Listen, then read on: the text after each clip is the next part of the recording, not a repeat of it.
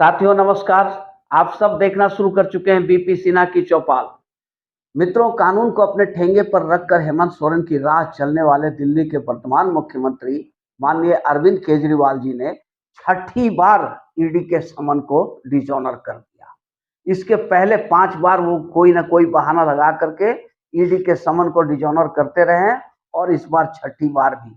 इस बार तो कोर्ट भी उनके ऊपर सख्त नाराज हो गया है। अब हर बार उनका एक बहाना रहता है। कभी बजट है तो कभी विपासना है तो कभी इलेक्शन है तो कभी कुछ है तो कभी कुछ है।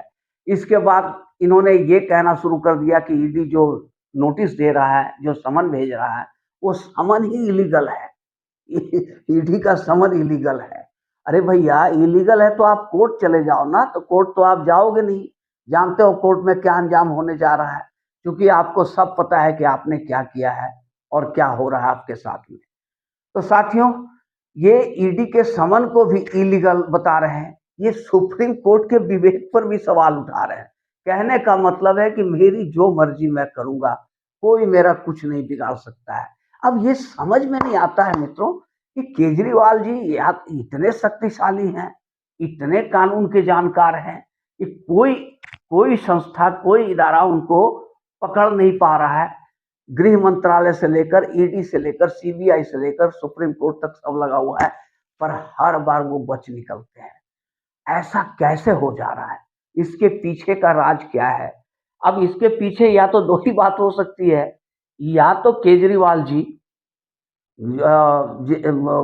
खुद इतने शातिर हैं, इतने दिमाग के तेज हैं, इतने कुटिल हैं कि वो सब रास्ता निकाल ले रहे हैं अपने बचने का। जो भी रास्ता है निकाल लेते हैं।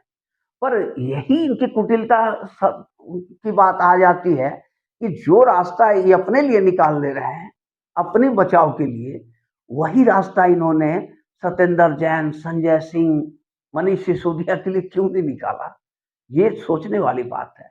अब रह गया सवाल मित्रों कि ये केजरीवाल जी एक अपराध कर रहे हैं। जब तीसरी बार इन्होंने ईडी के समन को डिसऑनर किया था, तो ईडी ने कोर्ट में केस फाइल कर दिया था धारा 174 के तहत, और कोर्ट ने भी माना था कि ईडी का समन इलीगल नहीं है बल्कि पूरी तरह लीगल है। बावजूद इसके ये सुधरने के लिए तैयार नहीं है। ये हर संभव वो प्रयत्न कर रहे हैं जिससे जेल से बचा जा सके, और इस प्रयत्न में किसान आंदोलन जैसा खतरनाक खेल भी यही केजरीवाल खेल रहे हैं। सवाल है कि ये बचेंगे कितने दिन? भाग रहे हैं, भाग रहे हैं, भाग रहे हैं। लेकिन हेमंत सोरेन भी भाग रहे थे। 8 बार उन्होंने समन को, ईडी के समन को डिसऑनर कर दिया। अंत में क्या हुआ कि ईडी ने उन्हें घर से उठा लिया। ठीक उसी तरह अब जब छठी बार केजरीवाल ने ईडी के समन का डिसऑनर किया, तो ईडी अब कोर्ट पहुंच गई है। ईडी ने कह दिया है कि ये बार बार झूठ बोल रहे हैं, बहानेबाजी कर रहे हैं, जांच में सहयोग नहीं करना चाह रहे हैं, जांच को अटकाना, लटकाना और भटकाना चाह रहे हैं। अब सुप्रीम कोर्ट की चूंकि गाइडलाइन है कि 6 महीने के अंदर में आपको ईडी को ये शराब घोटाले का सारा जांच कंप्लीट कर देना है। अब 6 महीने के अंदर 2 महीना तो केजरी के पीछे दौड़ते दौड़ते ईडी की निकल गई। अब भला 6 महीने, 4 महीना बचा। तो अब ईडी के पास और कोई रास्ता नहीं बचा। उसने कोर्ट में केस फाइल किया। अब देखते हैं कि कितनी जल्दी इनको उठाया जाता है। अब ये जो बार बार बच निकल रहे हैं सब कुछ करके, ओवैसी, आप देखो ना, असद ओवैसी जो है, क्या असदुद्दीन ओवैसी, यस, असदुद्दीन ओवैसी उनका नाम है।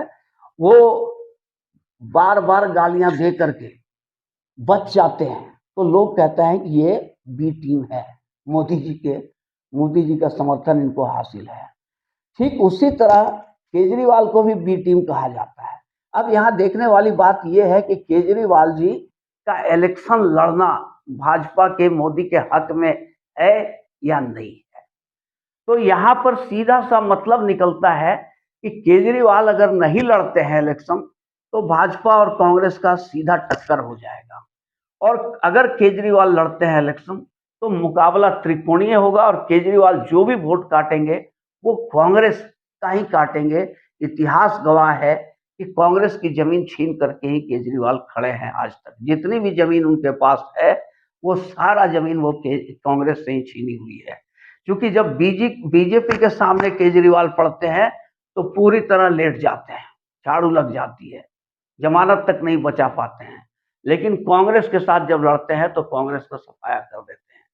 तो मित्र, ये राजनीति की बात है। राजनीति में जो होता है वो दिखता नहीं है और जो दिखता है वो होता नहीं है। तो कहीं ऐसा तो नहीं कि ये खेल बीजेपी का ही हो, माननीय अमित शाह का ही, मोदी जी का ही खेल हो। ये केजरीवाल कुछ भी कर रहे हैं पर बचे हुए हैं और इलेक्शन तक शायद बचे रह जाएं, अगर ऐसी बात है तो। साथियों, अगर ये वीडियो आप लोग को अच्छी लगी हो तो इसे एक लाइक और चैनल को सब्सक्राइब जरूर कर दें। धन्यवाद।